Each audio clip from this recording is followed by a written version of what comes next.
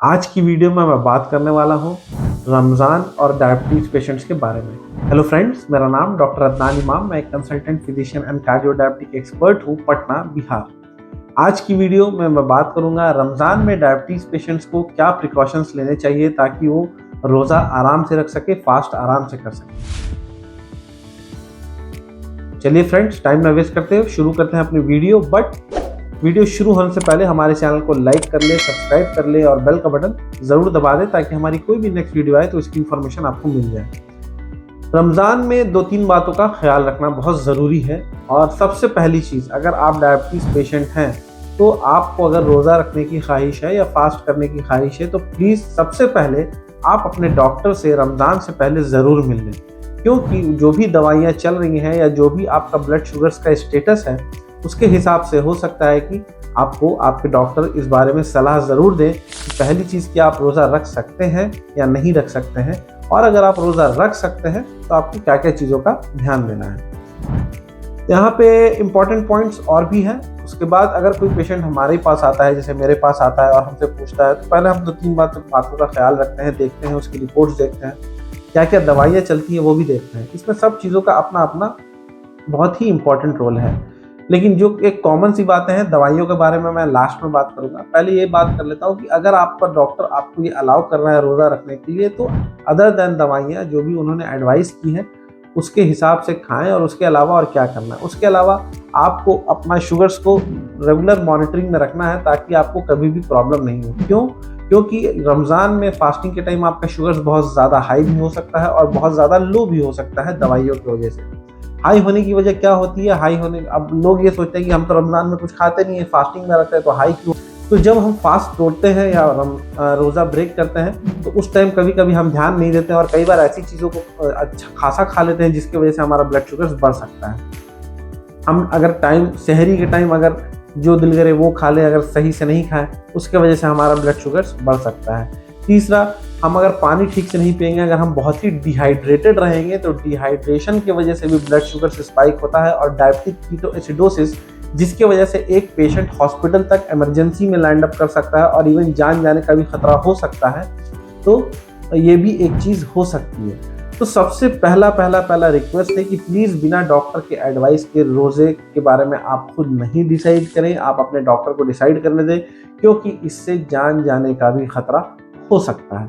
इसलिए आपको शुगर्स को अपने रेगुलर चेक करते रहना है कि आपकी शुगर क्या रह रही है। शुगर्स चेक कब कब करना है वो मैं आपको बताता हूँ। आप सहरी से पहले शुगर चेक कर सकते हैं, उसके बाद आप अर्ली मॉर्निंग जब है मतलब 9-10 के आसपास चेक कर सकते हैं, फिर आप आफ्टरनून में चेक कर लें, फिर अगर आप चाहें तो आप एक अर्ली इवनिंग में चेक कर लें, फिर इफ्तार से पहले चेक कर लें इफ पॉसिबल, और इफ्तार के बाद 2 घंटे के बाद चेक कर लें। ऐसे चेक कर सकते हैं। चेक करने से आपका रोज़ा भी बीच में ख़राब नहीं होता है। दूसरा पॉइंट जो मैंने आपको बताया कि खाने को बहुत सोच समझ कर खाएं, क्या खाना चाहिए क्या नहीं खाना चाहिए उस पर ध्यान रखें। बहुत ज़्यादा आप शुगरी ड्रिंक्स तो बिल्कुल ही अवॉइड करें, और बहुत ज़्यादा आई थिंक कैफिनेटेड ड्रिंक्स भी नहीं पिए, डीकैफिनेटेड ड्रिंक्स पिए, क्योंकि कैफिनेटेड ड्रिंक्स पीने से थोड़ा सा डिहाइड्रेशन के चांसेस बढ़ते हैं और उसकी वजह से आपके ब्लड शुगर्स में स्पाइक्स आ सकते हैं। तीसरा, क्योंकि लाइफ स्टाइल बहुत ही चेंज हो जाता है और कई लोगों की अपने काम और रमज़ान में रोज़े की वजह से नींद भी सही से पूरी नहीं होती है, तो इस बात का पूरा ख्याल रखें कि अपनी नींद को भी आपको पूरा सही से करना है। स्लीप डिस्टर्बेंसेस ज़्यादा नहीं होने चाहिए। इफ़ पॉसिबल आप अपने स्लीप को कोशिश करिए कि ठीक से हैंडल कर सकें, क्योंकि अगर आपके ऊपर स्ट्रेस रहेगा तो उसकी वजह से भी आपकी ब्लड शुगर्स बढ़ सकती है। ये बहुत कॉमन सी चीज़ें हैं जिसके बारे में रमज़ान के बारे में ख्याल रखना है।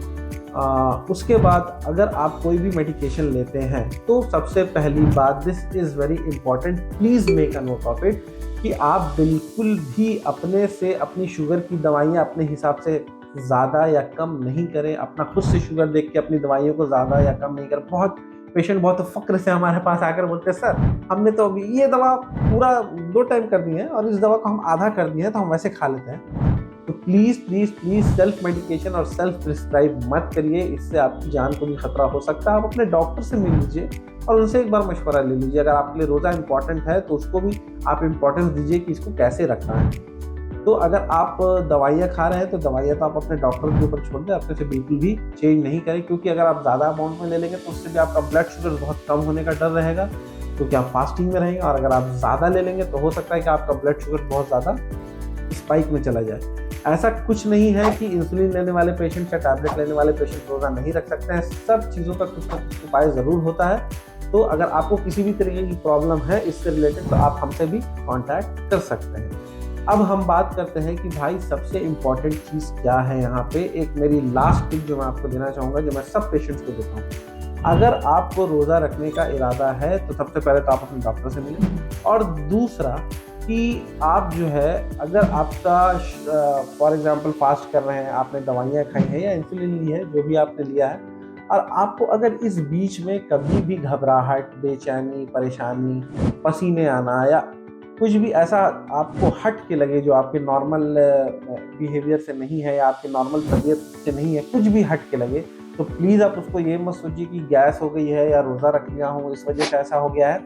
फ़ौरन अपने ब्लड शुगर्स को चेक कीजिए, और अगर आपका ब्लड शुगर 70 से नीचे है तो आप अपने रोज़े को आपको तोड़ना पड़ेगा, तोड़ लेना चाहिए, और कुछ भी मीठा या जो भी आपको प्रिकॉशंस बताता है आपके डॉक्टर हाइपोग्लाइसीमिया को, जैसे चीनी वीनी ले ले, चॉकलेट खा ले, ज़रूर कर ले।